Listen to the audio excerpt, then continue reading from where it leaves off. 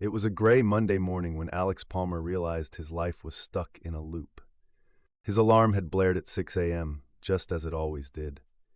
He had stumbled out of bed, bleary-eyed, to pour himself a cup of coffee. Another day at the marketing job he no longer cared about. Another week of feeling like he was running in place. At 32 years old, Alex wasn't dissatisfied exactly. He had a decent salary, a cozy apartment, and friends who texted now and then about meeting for drinks. Yet, he couldn't shake the nagging feeling that life was supposed to be more than this. He flipped open a book on his bedside table, something he had picked up impulsively at the airport bookstore over the weekend. 100 Things Successful People Do by Nigel Cumberland. He had hoped the title might offer something deeper than the typical cliches. "It's now or never," he murmured, digging in. On his way to work that same morning, Alex encountered his first challenge. He was stuck in traffic, fuming over the driver who had cut him off, when he recalled the book's opening principle. Decide what success means to you. Driving into his underwhelming job, he found himself asking, what does success look like to me? Is it this rat race for a paycheck, or is it feeling energized every day by my work? Alex spent the next week dwelling on that question. Nights were spent journaling, a practice suggested in the book. He jotted down dreams of building a career as a travel photographer, an old passion he had shelved after college in favor of playing it safe. The act of writing brought clarity.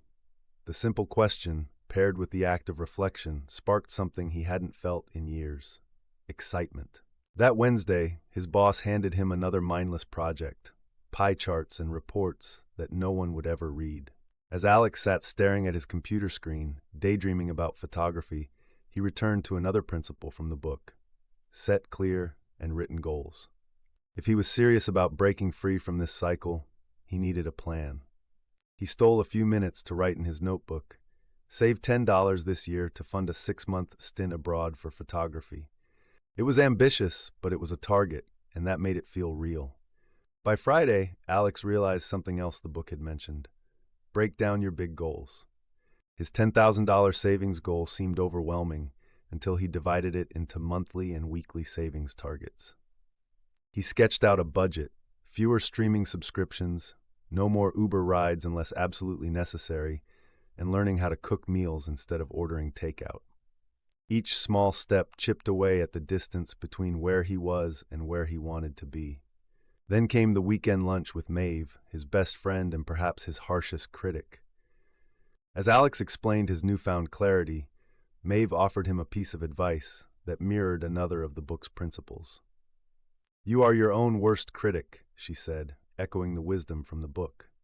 Maeve's advice resonated with Alex, reinforcing his commitment to his goals. It was a reminder that self-doubt could be his greatest obstacle, but also his greatest motivator.